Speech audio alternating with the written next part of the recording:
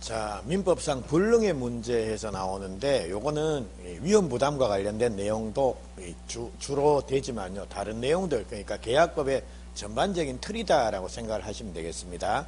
그래서 예를 들자면 이제 갑이 너한테 요 자기 부동산 요거를 매매를 했다라는 겁니다. 그래서 이제 1월 1일 날 매매 계약 체결하고 2월 1일 날 요를 등기 넘겨주기로 한 겁니다. 근데 그러면 갑은 계약을 했으면 갑은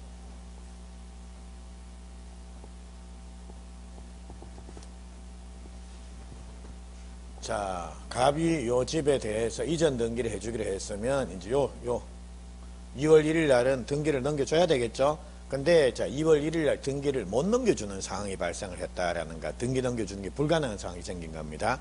요거를 우리가 불능이다라고 요래 부릅니다. 근데 불능도 그 불능이 발생하는 시점에 따라서 원시적 불능하고 후발적인 불능, 요래 나눠볼 수가 있습니다. 원시적은 말 그대로 뭡니까? 처음부터입니다. 처음부터 이전 등기해주는 게 아예 불가능하다. 그리고 후발적이라고 하는 것은 계약을 하고 난 후에 뭡니까? 불가능 사유가 발생을 했다라는 겁니다. 자, 요거. 그래서 이제 갑이 요 계약을 했는데, 예를 들자면, 갑의 집이 이미 12월 25일 날, 집에 불이 나버렸다라는 겁니다. 이래 되면 2월 1일 날, 갑은 너한테 이 집을 등기해 줄 수 있습니까? 없습니까? 없죠. 새 집 지어주면 안 됩니까? 한 달 같으면 뭐 후딱 안 짓습니까? 근데 야들이 지금 갑이 을한테 넘겨주기로 한 집은 불타 없어진 집입니까? 새 집입니까? 불타 없어진 집입니다. 새 집에 대해서 그거라도 넘겨주라. 이래 되면 다시 계약을 하면 되겠죠. 예? 그래서 근데 그게 아니다라고 하면 원칙적으로 갑은 요 시점에 지금 불타 없어진 집을 시간을 거꾸로 돌릴 수는 없으니까요. 넘겨주는 게 불가능합니다. 그래서 계약할 당시부터 아예 불가능하다. 이거를 원시적 불능이다라고 요래 부릅니다. 그리고 요번에는 요날 계약하고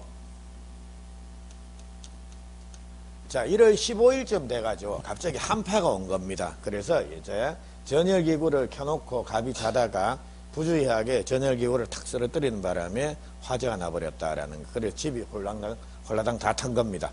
자, 요런 경우에도 이제 2월 1일 날 등기 넘겨주는 게 불가능하다라는 겁니다. 그래서 요거는 자, 요 시점에 불났다라고 하면 요거는 계약을 하고 난 후에 불가능 사유가 발생을 했다라고 해서 요거를 후발적인 불능이다라고 요래 부릅니다. 자, 그러면 요런 상황이 발생하면 자, 우리는 민법에서는 이 계약을 어떻게 처리를 하겠느냐라는 겁니다. 그래서 요겁니다. 원시적 불능의 경우에는 그냥 계약 자체를 뭐로 하자라는 겁니까? 무효로 해버리자. 이건 아예 계약을 무효로 만들어버리자라는 겁니다. 그리고 한번 보십시오. 후발적인 불능은 이거 유효입니까? 무효입니까? 우리 요거 한번 보십시오. 1월 1일 날 매매 계약 체결했습니다. 예, 계약을 체결했습니다. 그리고 요 당시에는 계약은 유효입니까? 무효입니까? 유효죠. 근데 보름 뒤에 불났다라고 해서 그 유효인 계약이 갑자기 보름 뒤에 무효로 바뀐다. 말도 안 되는 소리입니다. 그래서 후발적인 불능은 계약 자체는 유효다, 무효다. 유효가 되는 겁니다. 됐죠? 그 점 유의를 하십시오. 그리고 이거 제가 1월달 순환 때는 말씀을 안 드렸는데요. 자, 이제 3월달 다음 주에 이제 민법 총칙 하실 때는 자, 우리 앞에 예전에 보신 내용 중에 법률행위에서 확가적사에서 기억나십니까? 확정, 가능, 적법, 사회적 타당성에서 그거 다음 주에 말씀드리겠습니다. 그거 보면 실현 가능해야지만 법률행위가 유효다. 그러면 실현 가능하지 못한 상태가 불능이 되는 거고요. 불능이 되면 계약은 뭐가 된다라는 겁니까? 무효입니다. 근데 자, 이제 우리 봤습니다. 불능이 된다라고 해서 계약이 항상 무효가 되는 건 아니더라는 겁니다. 그래서 불능을 통해서 무효가 되는 건 실질적으로 뭐밖에 없다라는 겁니까? 원시적 불능만 법률행위 즉 계약이 무효가 되는 거고, 후발적인 불능은 계약 자체는 유효입니다. 됐죠? 그래서 요거 하나 눈여겨봐 놓으십시오. 자, 그러면 요래 됐고, 이제 그러면 계약이 유효다라고 하면 거기에 따라서 등기를 해줘야 되는데 이제 그게 불가능하지 않습니까? 사후 처리는 어떻게 하겠느냐라는 겁니다. 요게 이제 이런 식으로 나눠지는데요. 그 전에 자, 우리 일반적으로는 자, 우선은 필요한 거는 요까지입니다. 원시적 불능, 후발적인 불능은 일단 유효다 무효다라는 이 정도 좀 기억을 하시고요. 뒤에 있는 내용은 이제 앞으로 이거 계속 반복을 하실 겁니다. 그리고 이거는 기출문제 보다 보면 기출문제 이 부분이 이 전반적인 내용을 묻는 경우가 많습니다. 가박을하고 계약했는데 하여튼 이전 등기 해주기 전에 화재로 뭐 집이 소실돼 버렸다. 뭐 다음 설명 중에 옳은 거 틀린 거 돼가지고 이렇게 구체적인 내용들이 하나씩 고려 나오는데요. 자, 뭐 여기 전반적인 내용들 틀 잡는다라고 생각하고 고려 보십시오. 자, 그러면 원시적 불능은 계약은 무효가 된다라는 겁니다. 그럼 무효는 항상 뭐가 따라 나옵니까? 부당이득 반환에서 자, 이행 전이면 이행할 필요 없고 이행 후에는 뭡니까? 돌려받아야 되겠죠. 그래서 계약금 준 거 있는 거 뭡니까? 돌려받는다. 그런 내용들입니다. 근데 자, 요 원시적 불능의 경우에는 부당이득 반환 외에 요겁니다. 계약 체결상 과실 책임에서 이게 아까 535조에 이거 보시면 시험 떨어집니다 해가지고 그냥 넘어온 게 있습니다. 계약의 성립 부분에서 넘어온 게 있는데 이거는 그냥 구체적인 내용 필요 없고 그냥 제목 정도만 보십시오.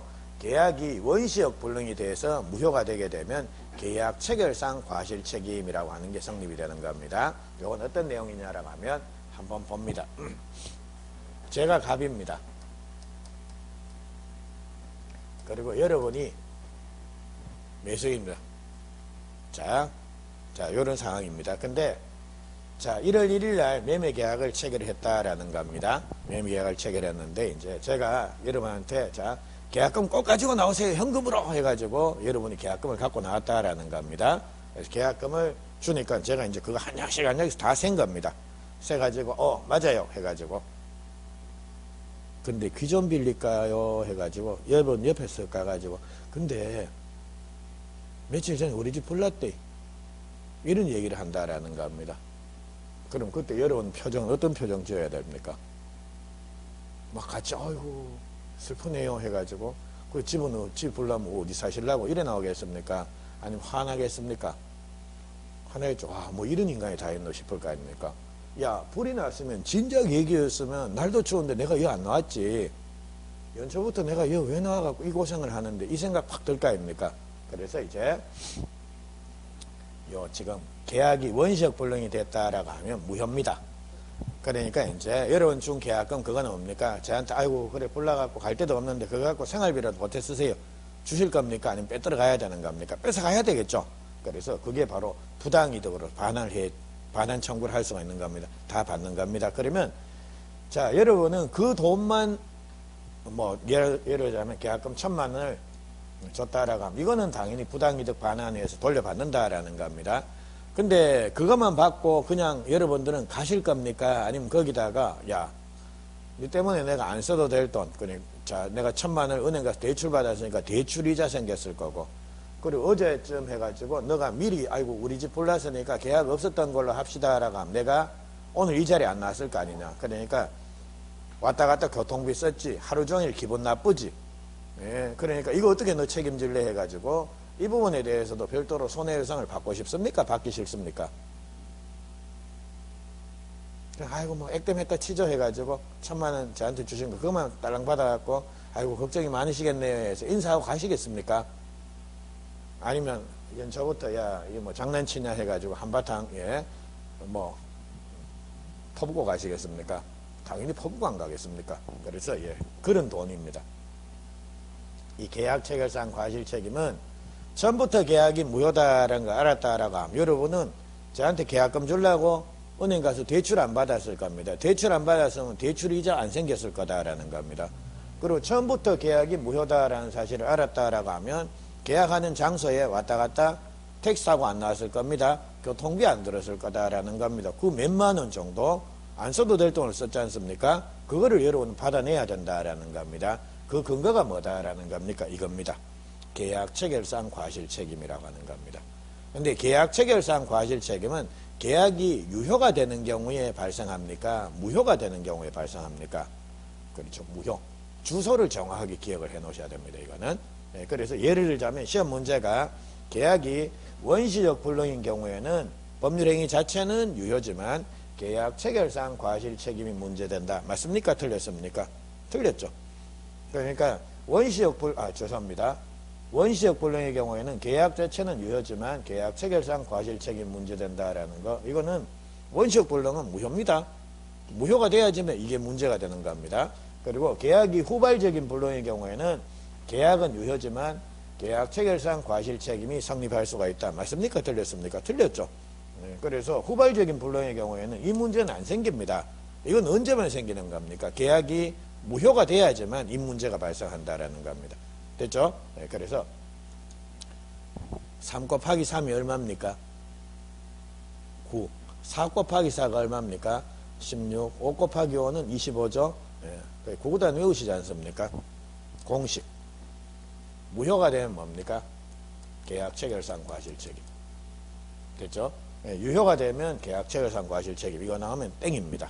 3 곱하기 3이 20하고 똑같은 겁니다. 됐죠? 그리고 요거 하나 외우십시오. 자, 요거. 그리고 현실적으로 그런데 이런 일은 잘 안 생깁니다. 그러니까 지금 이거 불났는데 계약금 시금 받아가지고 다 세고 난 이후에 귀 좀 빌릴까요 해가지고 어제 우리 집 불났는데 있다고 소리하면 정초부터 그래 되면 잘못하면 정말 칼부림 날 수도 있지 않습니까? 그러니까 실제로는 이런 일이 잘 안 생깁니다. 그래서 대부분의 경우에는 이겁니다. 후발적인 불능. 계약하고 난 이후에 여기서 불이 나버렸다라고 하면 이거 어떻게 처리하겠느냐라는 겁니다. 그래서 실제로 대부분의 경우에는 사례 문제 답도 여기에서 많이 출제가 됩니다. 자, 근데 한번 보시죠. 자, 계약을 체결하고 난 이후에 등기 넘겨줘야 되는데 여기 1월 15일쯤 돼가지고 집에 불이 나버렸다라는 겁니다. 불난 이유 자체가 채무자한테 귀책 사유가 있는 경우, 즉 귀책 사유, 책임을 귀속시킬 사유 내지 고의 또는 과실 이런 것들을 귀책 사유가 있다라고 요래 부릅니다. 그러니까 보십시오. 갑이라는 이제 자기 집에 자면서 계약을 했으면 자기 집을 등기를 잘 넘겨줄 수 있도록 최대한의 주의를 기울여서 잘 관리를 해줘야 되는데 야가 함부로 전열기구 켜놓고 자다가 그거 쓰러뜨려갖고 불난 거 아닙니까? 야 잘못 있는 거 아닙니까? 그래서 채무자한테 귀책 사유가 있다라고 하면 그거는 채무불이행이 된다라는 겁니다. 그리고 자, 곧 보시겠지만 채무불이행이란 말이 나오면 무조건 기계적으로 손해 따라 나와야 됩니다. 채무불이행이 나오면 앞으로 손해 따라 나와야 됩니다. 이게 손해배상처분. 계약해제. 그래서 다음 시간에 요 곧 보실 겁니다. 채무불이행 바로 보실 겁니다. 그래서 채무불이행 나오면 손해, 채무불이행 나오면 무조건 손해 요래 나와야 됩니다. 그래서 이런 경우에 자 이제 어른 갑을 상대로 뭐 할 수가 있다라는 겁니까? 우리 계약 해제하자. 그리고 니 때문에 내가 뭐 딴 집을 살 수 있는 기회를 놓쳐버렸으니까 손해배상 해주라. 그래서 요렇게 자 요까지입니다. 요거 됐고 자 요번에는 근데 채무자한테 귀책 사유가 없는 경우도 있어요. 고의 과실이 없는 경우도 있지 않습니까? 근데 여기서 말하는 채무자는 갑을 말하는 겁니까? 을을 말하는 겁니까? 여기서 채무자 귀책 사유, 즉 고의 과실이 있다 없다라는 건 갑한테 잘못이 있다 없답니까? 을한테 잘못이 있다 없답니까? 누굽니까? 자, 우리 지금 불가능하다, 불능이다라고 하는 거는 돈 주는 게 불가능하다, 즉 매매 대금 주는 게 불가능하다라는 겁니까? 등기 넘겨주는 게 불가능하다라는 겁니까? 등기 집입니다. 지금 집을 기준으로 해서 채무자, 채권자, 즉 권리자, 의무자를 따지는 겁니다. 그러니까 여기서 말하는 채무자는 당연히 집주인 갑입니다. 그래, 갑의 잘못으로 후발적인 불능이 일어나면 그거는 채무불이행으로 간다라는 거. 채무불이행이 되면 손해의 문제가 생긴다라는 거. 그리고 채무자한테 귀책 사유가 없다. 즉 갑의 잘못 없이 갑자기 지진이 나는 바람에 1월 15일 날 대형 지진이 나는 바람에 집이 다 붕괴가 되어버렸다라는 겁니다. 이래 되면 이거는 비처리는 어떻게 하겠느냐라는 겁니다. 자, 그러면 이거 들어가기 전에 한번 봅니다. 자, 이 표현이 좀 그런데 우리 왜 제가 작년에도 그거 본 것 같습니다. 울산에 거의 한 10년 전쯤에 지진 한번 크게 경주하고 울산에 한 10년 전쯤인가 하여튼 지진이 크게 난 적이 있죠. 근데 자, 예를 들자면 제가 저 울산에 아니라 포항하고 경주 그쪽에서 한 10년쯤 됐습니까? 지진이 하여튼 크게 나가지고 거의 그런 적이 있는데, 근데 제가 예를 들면 포항에 살고 있는 사람입니다. 지진 나가지고 제 집이 무너진 겁니다. 그럼 그에 따른 책임은 누가 져요? 포항시에서 져야 됩니까? 국가가 제 집 물어줘야 됩니까? 어떻게 해야 됩니까? 지진 나가지고 집이 팍 무너져 버렸습니다. 그리고 국가가 다 그거 물어줘야 됩니까? 아니면 포항시에서 물어줘야 됩니까?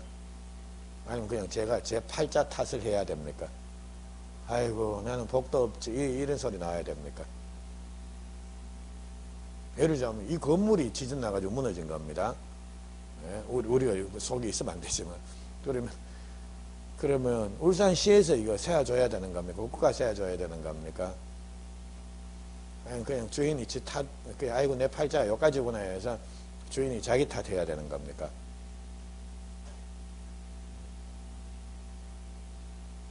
어떻습니까? 자, 우리 그럼 이거 한번 생각해 볼까요? 왜 6.25 때 북한에서 막 다 폭격가 다 부서졌지 않습니까? 그럼 그 북한 애들이 다 물어줘야 되는 거 아닙니까? 북한 애들이 안 물어주면 그 국가가 다 물어줘야 되는 거 아닙니까?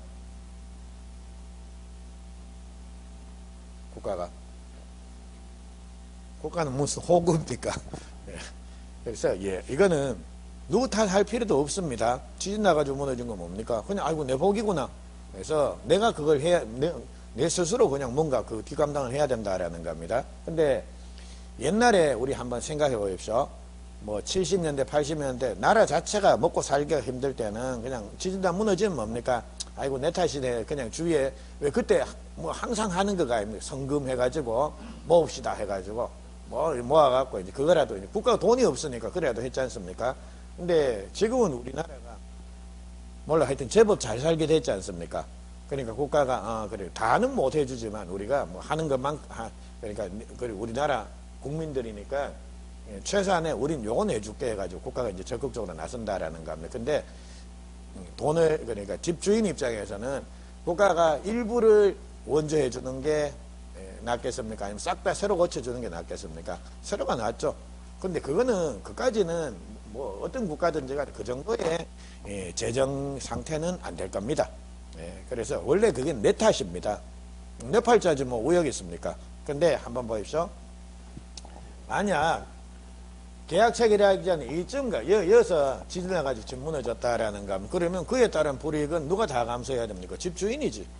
그리고 이번에는 등기 넘어와 가지고 한 2월 20일쯤 돼 가지고 집이 무너졌습니다. 그럼 이거는 누가 불이익을 감수해야 됩니까? 그럼 야주인이니까.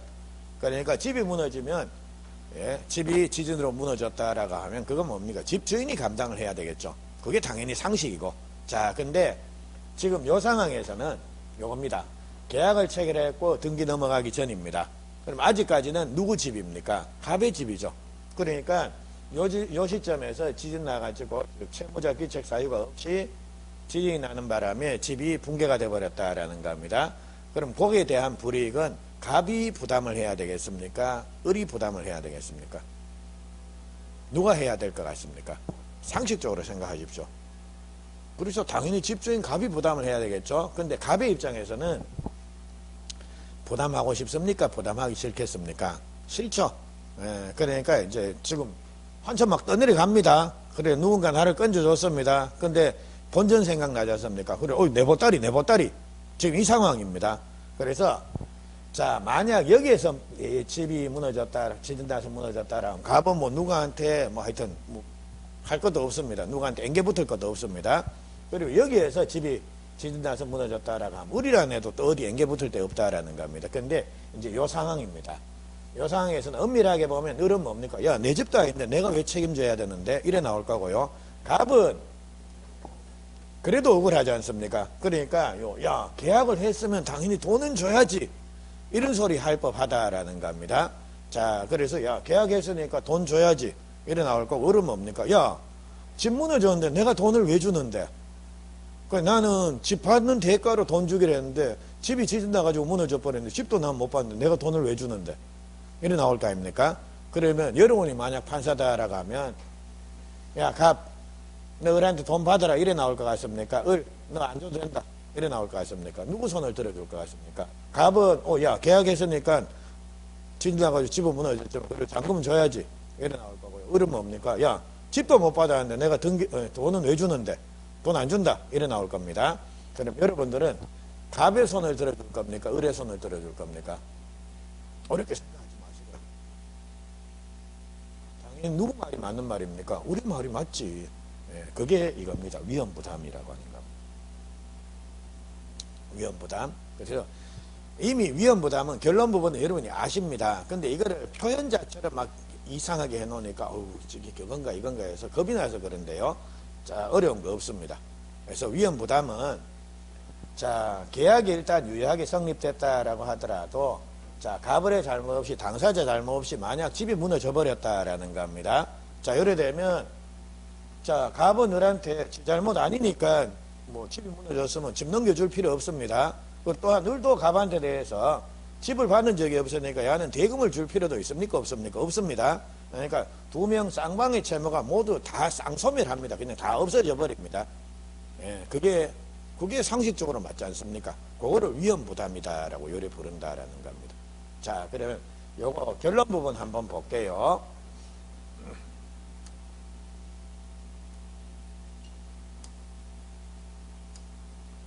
자, 1월 1일 날 계약 체결했고 2월 1일 날 등기 넘겨주기로 했습니다. 근데 갑의 집이 2월 1일 날 등기 넘겨주기로 했는데 이미 여기서 불났다라는 겁니다.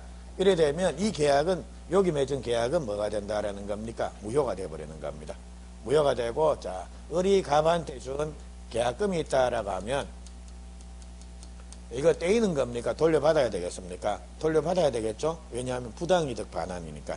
근데 그것뿐만 아니라 자, 을 입장에서 일단 기분 나쁜 건 둘째 문제고 자, 야가 미리 얘기를 해줬으면 자, 내 은행 가서 대출 이자 대출 이자가 뭐 한 5만 원 좀 나왔다. 그리고 왔다 갔다 교통비가 한 3만 원 좀 나왔다. 이런 것들은 부당이득으로서 반환할 수 있는 근거가 못 됩니다. 그러니까 이런 것들도 돌려받아야 될 거 아닙니까? 그래서 요 근거가 바로 뭐다라는 겁니까? 계약 체결상 과실 책임이라고 하는 겁니다. 그래서 계약이 무효가 됐는데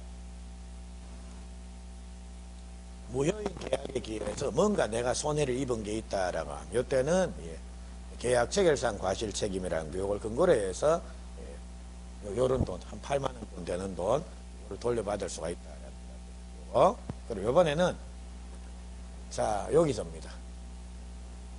자, 계약하고 난 이후에 집이 붕괴가 되어버렸다. 집이 멸실이 되어버린 거, 무너진 겁니다. 자, 그러면, 자, 그거를 후발적인 불능이라고 부르고, 후발적인 불능의 경우에는 계약 자체는 뭐가 된다라는 겁니까? 유효입니다. 근데 집이 왜 무너졌냐라고 하면, 갑의 잘못 때문에 무너졌다. 요래 되면 뭐가 된다라는 겁니까? 요거를 채무불이행이라고 요래 부릅니다. 그리고 채무불이행이 되면 뭡니까? 손해. 요거는 바로 따라놔야 됩니다. 손해배상 청구 계약 해제를 할 수가 있다. 그리고 자, 갑의 잘못 없이 여기서 지진 나가지고 집이 무너져 버렸다라는 겁니다. 이래 되면 요건 뭡니까? 위험부담이라는 문제로 갑니다. 그래서 위험부담의 경우에는 자, 갑도 을한테 등기 넘겨줄 필요 없고 을도 갑한테 대금 줄 필요가 있다 없다? 없다. 네, 두 명의 각자의 채무 자체는 그냥 다 뭡니까? 소멸이 돼버리고 그냥 끝나버리는 겁니다. 됐죠? 그래서 요겁니다. 그래서 현실적으로는 뭐 이거 아니면 이런 경우가 생길 겁니다. 이런 경우. 자, 그래서 요건데 요 정도 위험 부담은 요 정도 정리를 하시죠.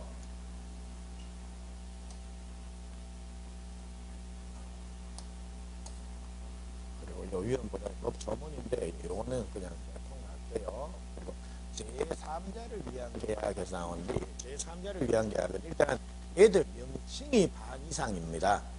용어들을 이렇게 잘 기억을 하시면 제3자를 위한 계약은 291페이지부터 고려 나옵니다. 근데 요 제3자를 위한 계약은 요거 하나만 갖고 정리를 해버리죠. 요거 하나만 갖고. 그러면 제3자를 위한 계약은 일단 말 그대로 뭡니까? 계약의 당사자가 아닌 제3자가 계약상의 권리를, 즉 어떤 이득을 취한다. 그게 제3자를 위한 계약입니다. 그러면 제3자를 위한 계약에 해당되는 제일 전형적인 예가 뭐냐라고 하면 우리 왜 보험계약 같은 거 있지 않습니까? 보험계약이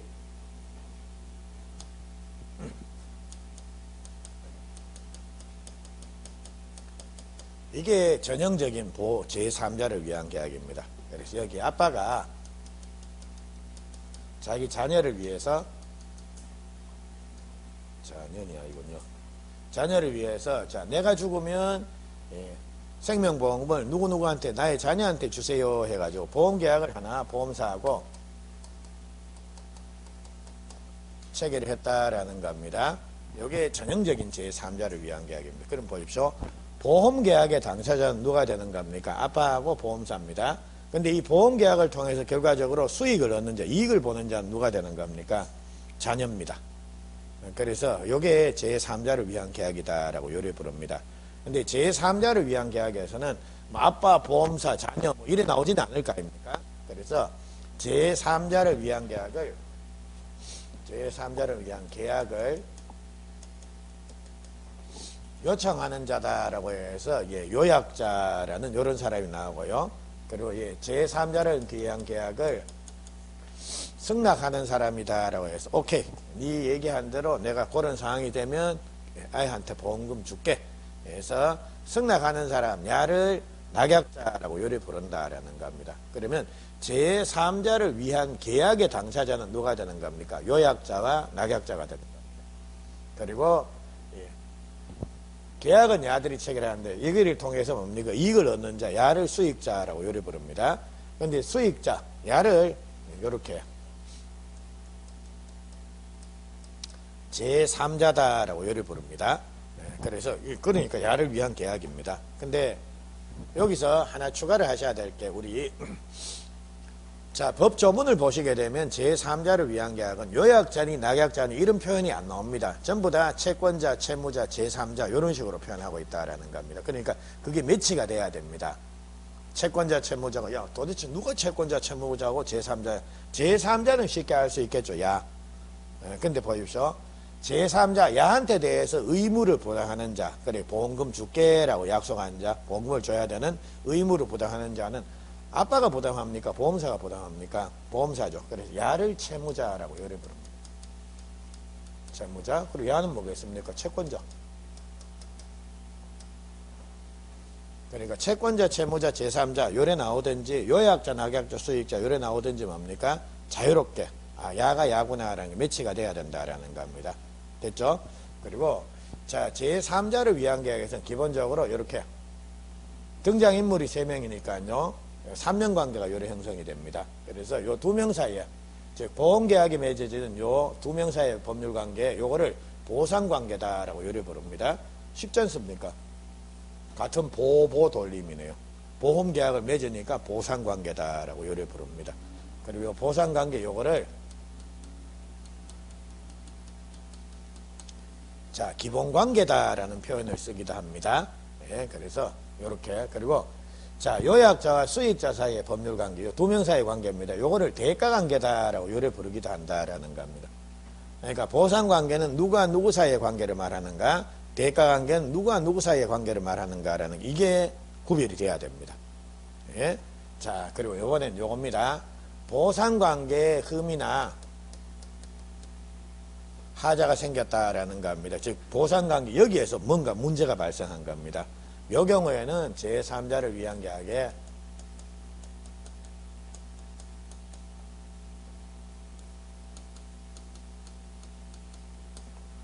당연히 영향을 줍니다. 이 말은 요겁니다. 예를 들자면 아빠가 보험사하고 보험계약을 체결해놨다라는 겁니다. 근데 보험계약만 체결해놓고 보험료를 납부한 적이 없다라는 겁니다. 보험료 납부가 안 된 겁니다. 그러니까 이제 여기에서 보험계약은 체결했는데 보험료가 납부가 안 됐다. 그럼 여기에서 뭔가 문제가 발생을 한 겁니다. 이런 경우에 자 이제 아빠가 사망을 한 겁니다. 이런 경우에 이제 얘가 집에 보니까 이제 보험사 수익 보험증권이 나오지 않습니까? 그거 들고 이어가가지고 돈 주세요라고 하면 보험사에서는 돈을 줄까요? 안 줄까요? 보험사에서는 보험을 안 줄 겁니다. 보험사 땅 팔아놓고 뭐 자연사업 하는 거 아니지 않습니까? 야, 너들 아빠 보험료 납부한 적 없어. 그러니까 예, 그거 이미 보험증권 그거 실효된 거야. 효력 없어. 이래 나올 거다라는 겁니다. 그래서 여기 보상관계에서 문제가 발생했다라고 하면 이거는 당연히 제3자를 위한 계약에 영향을 주게 되는 겁니다. 됐죠? 그리고 여기에서 생기는 문제를 가지고 야는 얘한테 또 대항하는 것도 가능하고 너들 아빠 보험료 납부 안 했어. 그러니까 보험금 지급 못해. 요래 나온다라는 겁니다. 근데 요번에 자, 요번엔 여기서 문제가 생기는 겁니다. 대가관계 흠이나 하자가 생겼다라는 겁니다. 이거는 제3자를 위한 계약에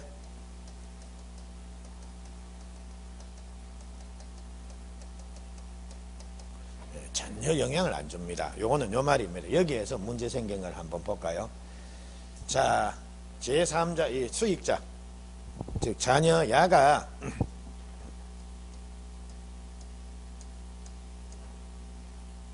중2입니다. 예, 그러니까 김정은이가 함부로 예, 전쟁을 일으키지 못하는 그 이유, 예, 우리나라 중2들 때문 모르십니까? 예, 그러니까 중2 질풍노도의 시기를 겪고 있는. 하여튼 요즘은 뭐 초등학교 6학년 되면 뭐 하여튼 갈지도 못한다고 하던데 하여튼 중2쯤 되는 애입니다. 그래서 얘가 이제 학교에 싸운 겁니다. 그래갖고 학교에서 한 달 동안 학교 나오지 마 해서 정학을 받았다라는 겁니다. 그래서 이제 자녀가 이제 집에 오는 겁니다. 그래서 아빠, 내가 정학 먹었다. 그러니까 나 학교 한 달 동안 못 나가니까 집에 계속 있어야 되니까 자, 편의점 가가지고 담배 한 3보를 하고 소주 한 2박스 좀 사오너라. 그리고 오는 길에 라이터도 하나 가지고 오고 이렇게 얘기를 했다라는 겁니다. 그래 아빠가 그 소리 듣고 뭡니까? 자식이 담배 사달라고 하니까 사러 가야 될 거 아닙니까? 가면서 이제 여러 가지 생각이 많이 드는 겁니다. 나는 누군가, 인생이란 뭘까 해서 막 이상한 생각 막 하다가 예, 정신이 잠시 딴 데가 있는 사이에 이제 교통사고 나서 죽어버렸다라는 겁니다. 네, 그래서 여기에서 얘가 아빠한테 해서는 안 될 일을 한 겁니다. 그래서 이제 아빠가 돌아가셨다. 근데 물론 보험료는 꼬박꼬박 납부한 겁니다. 그래서 이런 상태에서 얘가 보험사 가가지고 아빠 교통사고 나서 돌아가셨으니까 보험금 지급해 주세요 라고 하면 자 보험사에서는 야 너 왜 중학교 2학년짜리가 머리 피다 마른 게 아빠가 담배 심부름 시켜갖고 아빠가 하여튼 그 좀 상태가 좀 그렇게 해가지고 이 정신 못 차린 상태에서 그 교통사고 나서 죽게 만들었느냐 보험금 지급 못해 해가지고 거부할 수 있습니까? 그거는 우리 집안 사정이죠. 우리 집안이야 뭐 콩가루든지 밀가루든지 보험사에서 보태준 거 없지 않습니까? 그래서 예. 여기에서 만약 문제가 생겼다라고 하더라도 이거는 제3자를 위한 계약에 영향을 줍니까 안 줍니까? 전혀 안 준다라는 겁니다. 됐죠? 예. 그래서 예. 제3자를 위한 계약은 여기에서 문제가 발생했다. 이 문제 뭡니까? 보험료 납부 안 했다라는 겁니다. 이래 되면 보험금 지급해 줍니까 안 해줍니까? 안 해줍니다. 그리고 여기에서 문제가 생겼다라는 겁니다. 중2짜리가 뭡니까? 아빠 심부름 자꾸 시켰다라는 겁니다. 이거 콩가루 집안입니다. 자, 이런 경우 자, 이거는 제3자를 위한 계약에 영향을 줍니까 안 줍니까? 안 줍니다. 그러니까 보험사에서 야, 너 왜 중학교 2학년짜리가 아빠 담배 심부름 시키는가? 그거는 말할 게 못 됩니다. 예? 우리 집안이야 뭐 콩가루든 밀가루든 보험사에서 못해준 거 없지 않습니까? 네. 자, 그 말입니다. 그거 됐고요. 그리고 이제 보상관계, 대가관계 흠이 생기면 각각 제3자를 위한 계약에 영향 주느냐 안 주느냐라는 거 그까지. 그리고 이제 요겁니다. 수익자가 이제 야가 수익의 의사표시를 하는 겁니다. 그럼 제3자 야가 그래 뭐 보험금 주세요, 돈 주세요라는 수익의 의사표시 요거는 예, 제3자를 위한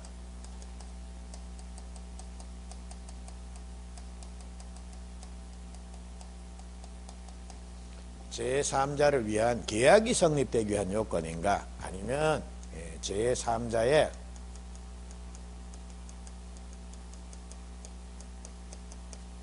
권리 발생 요건이냐라는 겁니다.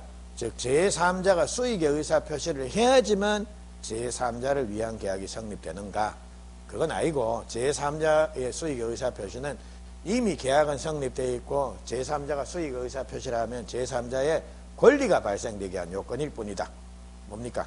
O, X, XO. 자, 제3자의 수익 의사 표시는 제3자를 위한 계약 자체가 성립되게 한 요건 아니죠. 야가 수익의 의사 표시를 하기 전에도 이미 보험계약은 성립되어 있지 않습니까?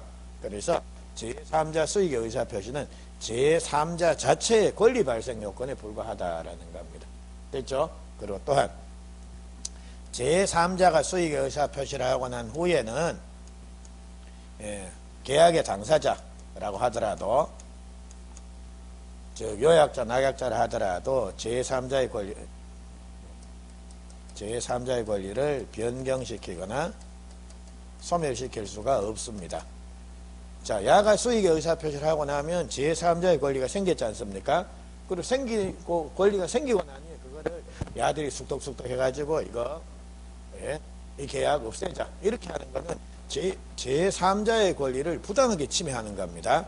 그러니까 제3자의 수익의 의사표시 후에는 계약의 당사자라 하더라도 계약의 내용을 함부로 변경, 소멸시킬 수가 없다라는 겁니다. 그게 우리 프린트물 2페이지 제일 마지막 동그라미 4번입니다. 제3자 수익의 의사표시한 후에 당사자 합의로 계약을 변경, 소멸시킬 수 없음이라고 요래 되어 있죠. 예? 되겠습니까? 예, 제일 밑에. 근데 그럼 뒤집으면 제3자 수익의 의사표시 전에는 계약의 당사자는 이 제3자의 권리 발생을 하지 않도록 이 권리를 없앨 수 있습니까? 없습니까? 그거는 가능한 겁니다. 제3자 권리가 생기질 않았으니까. 예? 그래서 수익의 의사표시 전에는 제3자 권리가 아직 생기질 않았으니까요. 계약의 당사자는 이 제3자를 위한 계약을 통해서 제3자의 권리를 변경하거나 소멸시키는 거 그거 가능합니다. 근데 제3자가 수익의 의사표시를 하고 난 이후에는 이 권리, 제3자의 권리는 생긴 겁니다. 이거를 이런 애들, 계약의 당사자를 하더라도 이걸 함부로 소멸시키지는 못하는 겁니다. 자, 됐고요. 자, 마지막으로 수익자입니다. 자, 수익자. 자, 요 사람은 지금 낙약자, 즉 채무자가 채무 불이행을 하면 계약을 해지하거나 혹은 취소하거나 손해배상 청구권 이런 건 인정이 되느냐라는 겁니다. 즉 제3자가 야가 채무 불이행을 하면 야가 이 계약을 깨버릴 수가 있느냐라는 겁니다. 그 내용입니다. 근데 우리 해제권이니 취소권이 하는 거 이건 계약의 당사자한테만 인정이 되는 권리입니다.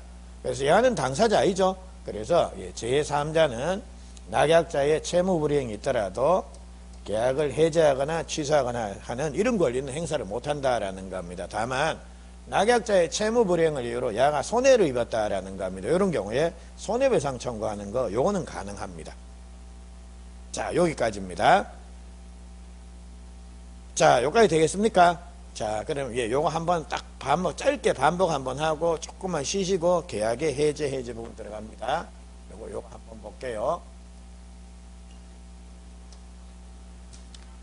자, 일단 제3자를 위한 계약은 등장인물이 요약자, 낙약자, 수익자입니다. 근데 그 요약자, 낙약자, 수익자를 제3자니 채무자니 요래 표현하기도 합니다. 그래서 자유자재로 그게 돼야 되고요. 일단 자, 요약자와 낙약자 사이의 법률관계를 뭐라고 부릅니까? 보상관계 내지 기본관계다라고 부릅니다. 그리고 보상관계의 흠이나하자는 제3자를 위한 계약에 당연히 영향을 줍니다. 반면 대가관계의 흠이나하자는 제3자를 위한 계약에 영향을 줍니까? 안 줍니까? 안 준다라는 겁니다. 그러니까 보험료 납부 안 했다. 담배 신분을 시켰다. 그거 생각하시면 될 겁니다. 자, 그리고 제3자가 수익의 의사표시를 해야 되는데 수익의 의사표시는 제3자를 위한 계약이 성립되기 위한 요건입니까? 아니면 계약은 이미 성립되어 있고 제3자 수익의 의사표시를 하면 제3자의 권리가 발생되기 위한 요건입니까? 요거다라는 겁니다. 그리고 제3자가 수익의 의사표시를 하고 난 후에는 이미 제3자 권리가 생긴 거 아닙니까? 후에는 계약의 당사자를 하더라도 함부로 계약을 변경시키거나 소멸시키는 건 허용이 안 된다라는 거. 그리고 제3자는 낙약자의 채무불이행을 이유로 해서 손해배상 청구하는 건 가능하다라는 겁니다. 그러니까 계약의 당사자가 아니니까 계약을 해지하거나 취소하는 거 이런 것들은 허용되지 않는다라는 거. 됐습니까? 예, 여기까지 정리를 한번 하시죠. 자, 예, 조금만 쉬시고 우리 해제 부분으로 오늘 프리텀을 내드린 내용입니다. 해제 부분으로 가시도록 하시죠.